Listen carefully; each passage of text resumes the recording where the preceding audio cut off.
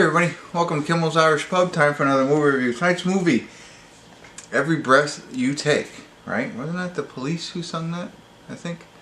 Yeah, anyway. So this has Casey Affleck and Michelle Monaghan are in it, which is great. And Sam Claflin, I think is his name, but I think I know him. But anyway, so it's a movie about this psychiatrist who, a client of theirs, commits suicide. And then they introduce, I think he introduces his family to introducing the surviving brother to his wife and daughter. So that's what happens there, and it disrupts his life somehow, some way. I don't know. I'm kind of excited. I just found it on DirecTV, and I like both of these actors. Now, IMDb has it out of 5, but only 351 people have rated it so far. So, hour and 45 minutes long. That's why you have me. Is it worth renting? Let me get into it, give you a better idea of what it's about, and then let you know if it is worth renting or even watching. Alright, stick around. I'll be back.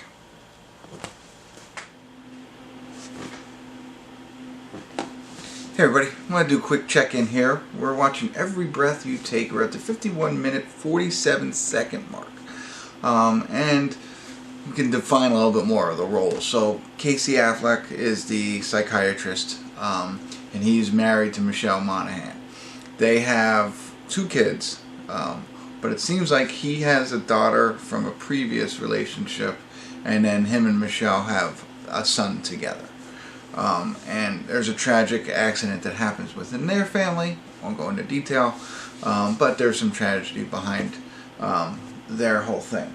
And then he obviously is seeing patients, and one of his patients, he tries a new strategy or whatever with her. She's a suicidal kid whose like family has been suicidal.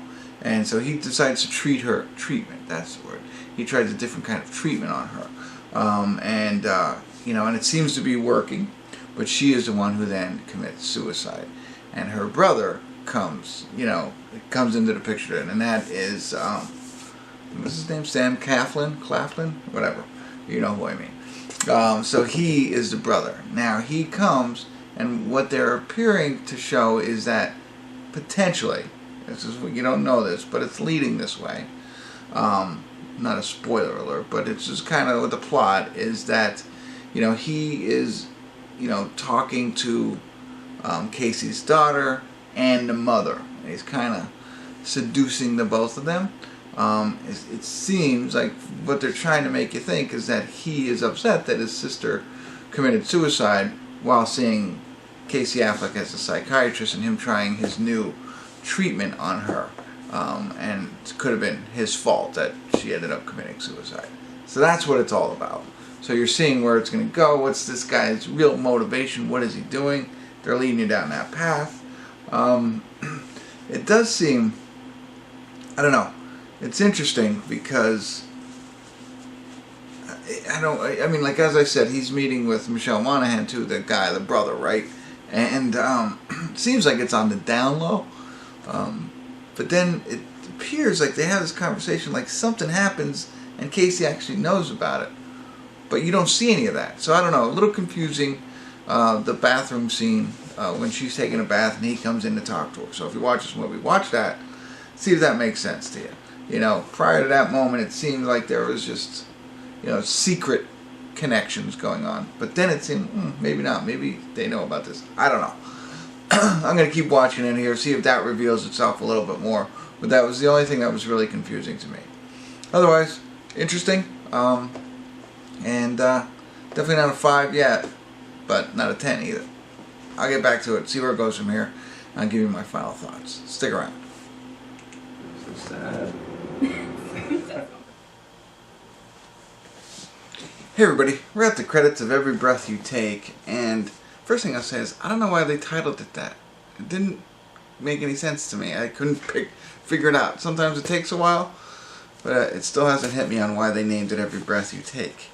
They didn't even play the Police, There's, not part of the soundtrack. Anyway, that aside, through the entire movie now you see the entire picture, and I think of, like, Casey and Michelle Monaghan, they're pretty good actors, and they're both in this one. I don't know, it didn't hit that mark that these two should have been in this film. It's an interesting film. It's not terrible, I don't think. I kind of liked everybody in it. There's nothing wrong with the acting. There's just very, like, holes, I guess, in it, and somewhat predictable, if you will. Somewhat. I mean, they do an okay job to save it at the end, I think. It's very slow moving for what it's really all about, and they turn the, I don't want to say the whole feeling or the emotion of the film, but they do change it to something a little bit more than what it was for the first, what was this, an hour and 45 minute long for the first hour and a half, the 15 minutes at the end or whatever, something like that. It's like a different kind of film than it was, and that's okay, because that's part of the, you know, makes it interesting, at least makes it entertaining. Now, I'm not like, I know people have rated this, it's below, very, very low. I don't think so. I think the acting in it saves it. The scenery there, it all takes place in Washington State, so you got some good scenery there. Always raining, but I don't know. I liked it. Not much more to say. I don't want to say too much more, but I do think, you know, you could set your expectations a little bit lower considering who's in it, you know, and you might have your expectations higher, and but set them lower. Know that it's going to be like a slower moving movie that's going to get, the last 15 minutes is better than the whole rest of the movie, and it kind of makes it, I think. You know, if it had that pace, maybe it would have been better. And I think, you know, like I said, well, not like I said, but you know, the holes piece of it, if they would have tightened that up a little bit more, I think it might have been better. Sorry, trying to be stealthy on this one because I don't want to ruin anything for you, but you know, you watch it if you like good acting. Check it out. I would, I promised you in the beginning, this is one that I would not rent. I wouldn't have rented on DirecTV if I had seen it before. I think it's also probably available on Amazon Prime, but I think it's like the early release prices, so a little bit more expensive.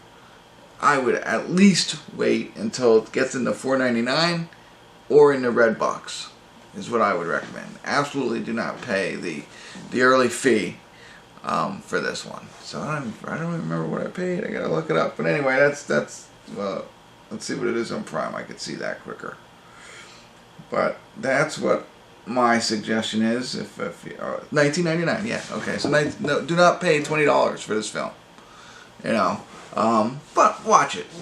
So that's what I'll give you. You know, check it out whenever that price point hits you, whether it's the $5.99 when it comes out on rental, or Redbox, of course, is fantastic. But Redbox, you always got to wait a little bit longer. But check it out. I think it's worth a watch, but not worth $20. There you go. Bottom lined you without spoiling it. So hopefully that was helpful. If it was, make sure you subscribe to my channel. Tell all your friends. Continue to tune in. And drop me comments if you want. Kimmel's Irish Pub.